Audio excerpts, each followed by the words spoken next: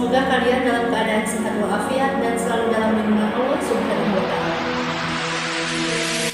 Alhamdulillahirobbilalamin, kita sekarang sudah memasuki semester 2, di mana pada kesempatan ini Ibu akan memberikan penjelasan materi pelajaran PPKN untuk kelas 8 bab 4 tentang semangat kebangkitan nasional tahun 1908. Untuk materi ini, kompetensi dasarnya adalah menganalisis makna dan arti kebangkitan nasional 1908 dalam perjuangan kemerdekaan Republik Indonesia.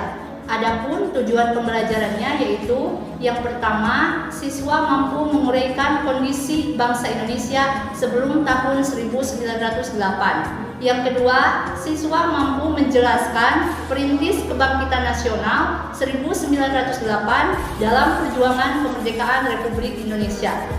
Baiklah anak-anak, sebelum kita memulai pembahasan ini, alangkah baiknya kalian siapkan pena dan buku catatan masing-masing. Setelah itu, silahkan kalian simak pembelajaran berikut ini.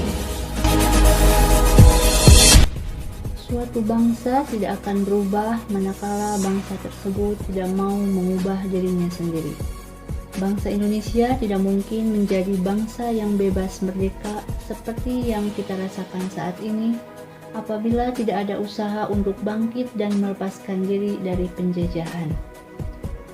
Kesadaran bangsa Indonesia untuk bangkit tumbuh seiring lahirnya generasi muda terdidik dan peduli terhadap kemerdekaan Indonesia. Penjajah Belanda dapat menguasai bangsa Indonesia dalam waktu yang sangat lama. Hal ini dikarenakan oleh bangsa Indonesia mudah dipecah belah dan perjuangan yang dilakukan bangsa Indonesia masih bersifat kedaerahan. Kondisi bangsa Indonesia sebelum tahun 1908. Rusaknya ekonomi Eropa akibat peperangan dan berkembangnya teknologi pelayaran pada abad ke-15 menyebabkan negara-negara di Eropa melakukan ekspedisi untuk mencari sumber-sumber ekonomi baru ke seluruh dunia. Ekspedisi ini banyak menemukan sumber ekonomi dan lahan baru untuk dilakukannya perdagangan. Ternyata kemudian, bangsa Eropa tidak hanya melakukan perdagangan, melainkan langsung menguasai dan menjajah negara-negara yang mereka anggap baru ditemukan. Awal dimulainya penjajahan Belanda di Indonesia dimulai sejak didirikannya Verenigde Oost-Indisch Compagnie atau VOC pada tanggal 20 Maret 1602. Sejak VOC berdiri, dimulailah berbagai bentuk kekerasan penjajahan yang menimpa rakyat Indonesia. Penderitaan rakyat Indonesia terjadi dalam berbagai segi kehidupan. Di berbagai daerah, VOC melakukan tindakan dengan melaksanakan politik divide et impera atau politik adu domba, yaitu saling mengadu domba antara kerajaan yang satu dengan kerajaan yang lain, atau mengadu domba di dalam kerajaan itu sendiri. Politik adu domba makin melemahkan kerajaan-kerajaan di Indonesia dan merusak seluruh sendi kehidupan masyarakat. Penderitaan bertambah parah ketika di bawah kekuasaan Daendels pada tahun 1808 sampai 1811 dengan diterapkannya kerja paksa atau kerja rodi, yaitu membangun jalan sepanjang Pulau Jawa, Anyer ke Panarukan untuk kepentingan militer.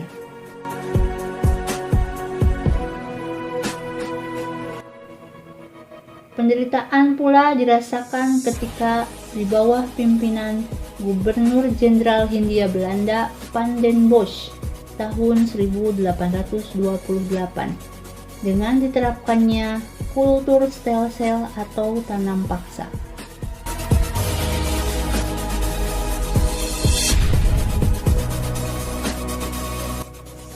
Sistem tanam paksa mewajibkan rakyat menanami sebagian dari sawah dan atau ladangnya dengan tanaman yang ditentukan oleh pemerintah dan hasilnya diserahkan kepada pemerintah Belanda.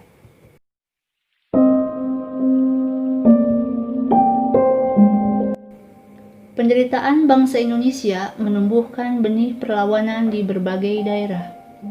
Perjuangan melawan penjajah dipimpin oleh ulama atau kaum bangsawan. Contohnya Sultan Hasanuddin di wilayah Sulawesi Selatan, Sultan Ageng Tirtayasa di wilayah Banten, Tuanku Imam Bonjol di Sumatera Barat, Pangeran Diponegoro di Jawa Tengah, yang semuanya memimpin perjuangan rakyat dalam melawan penjajah.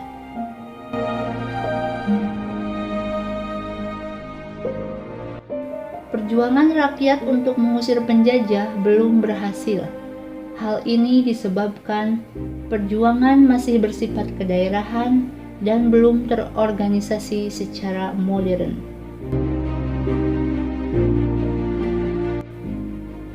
Penderitaan yang dialami bangsa Indonesia menyadarkan beberapa orang Belanda yang tinggal atau pernah tinggal di Indonesia. Di antaranya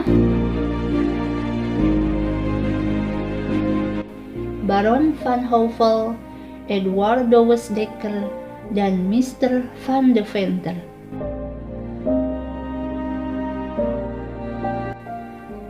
Eduardus Dekker yang terkenal dengan nama samaran Multatuli menulis sebuah buku berjudul Max Havelaar pada tahun 1860. Kemudian Mr. van de Venter mengusulkan agar pemerintah Belanda menerapkan politik balas budi atau etis politik. Politik balas budi terdiri dari 3 program, yaitu edukasi, transmigrasi, dan irigasi. Politik balas budi bukan untuk kepentingan rakyat Indonesia, melainkan untuk kepentingan pemerintah Belanda. Contoh, irigasi dibangun untuk kepentingan pengairan perkebunan milik Belanda. Pembangunan sekolah atau edukasi bertujuan untuk menyediakan tenaga terampil dan murah. Di sisi lain, pembangunan sekolah melahirkan dampak positif bagi bangsa Indonesia, yaitu munculnya masyarakat terdidik atau mulai memiliki pemahaman dan kesadaran akan kondisi bangsa Indonesia yang sebenarnya. Bangsa Indonesia saat itu kondisinya bodoh, terbelakang, dan kemiskinan merajalela. Mereka yang mengenyam pendidikan dan sadar akan nasib bangsanya selanjutnya menjadi tokoh-tokoh kebangkitan nasional.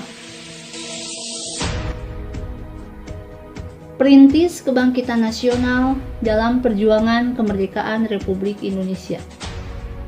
Budi Utomo merupakan organisasi pertama di Indonesia yang bersifat nasional berbentuk modern, yaitu organisasi dengan pengurus yang tetap, ada anggota, tujuan, dan program kerja. Budi Utomo didirikan oleh Dr. Sutomo pada tanggal 20 Mei 1908. Pendirian Budi Utomo tidak terlepas dari penggagas atau pendorong lahirnya Budi Utomo, yaitu Dr. Wahidin Sudirohusodo.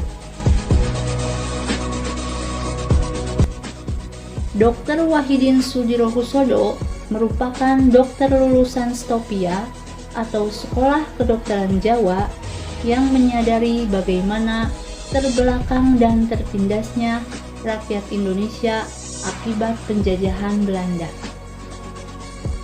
Menurutnya, salah satu cara untuk membebaskan diri dari penjajahan, rakyat harus cerdas.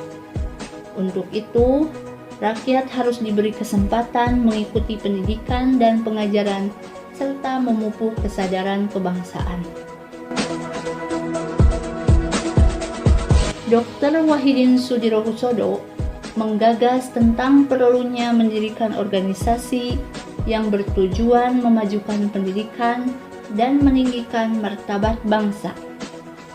Gagasan ini ternyata disambut baik oleh para pelajar Stopia, sehingga pada tanggal 20 Mei 1908 lahirlah organisasi Budi Utomo. Budi Utomo berasal dari kata Sanskerta, yaitu bodhi atau budi, berarti keterbukaan jiwa, pikiran, kesadaran, akal, atau pengadilan, yang juga bisa berarti daya untuk membentuk dan menjunjung konsepsi dan ide-ide umum. Adapun perkataan Utomo berasal dari kata utama, yang dalam bahasa Sanskerta berarti tingkat pertama atau sangat baik. Program Budi Utomo adalah mengusahakan perbaikan pendidikan dan pengajaran.